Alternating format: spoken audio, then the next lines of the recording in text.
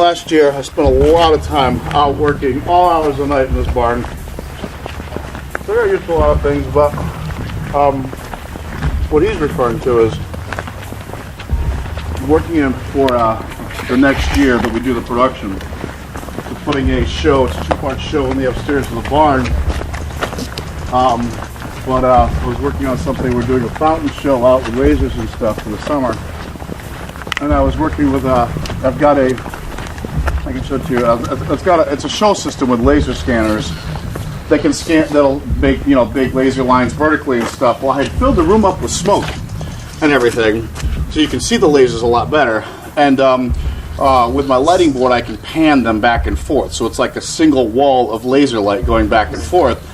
And so the room is filled with a very even amount and a lot of fog. And as I'm scanning back and forth, all of a sudden I scanned past, and there was just, in this dense fog, there was a blank spot as I'm going back and forth like this. And so I quickly went back with it again, and it was gone. So I'm thinking, okay, I saw something, whatever.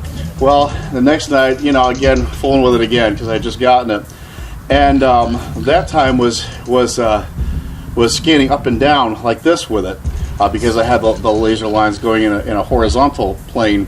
And again, as I scanned down one time, there very unmistakably was a very blank form.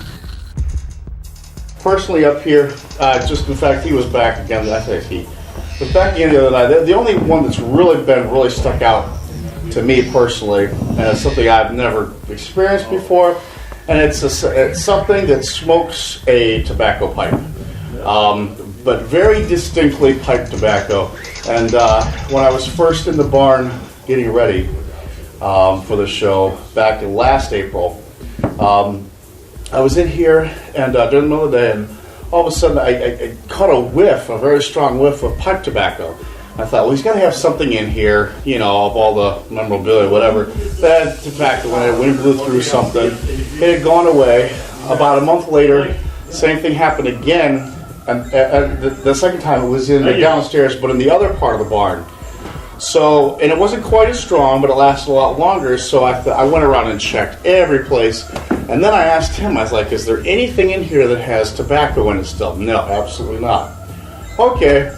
So then 2 months after that, I'm in here about 4:30 in the morning and exhausted, and I just finished up downstairs, came up here, went there to turn the lights off up here, and I turned around, and if you've ever had somebody blow smoke in your face that you cough, it was that, I immediately coughed, it gagged me, the smell of tobacco was that strong. And that's when I was just kind of like, oh, okay.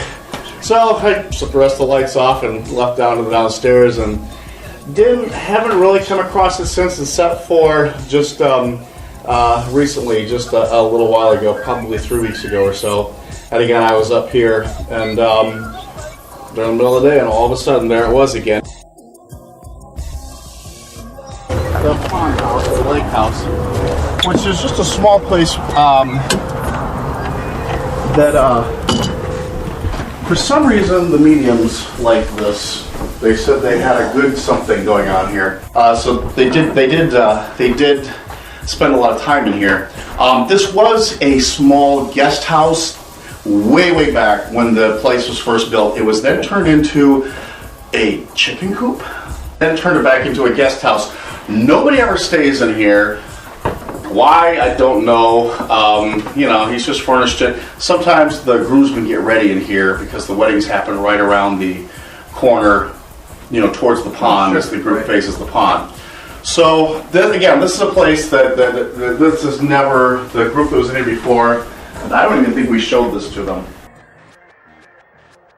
I think a lot of residual energy resides due to the fact of all the stuff that he's brought in here.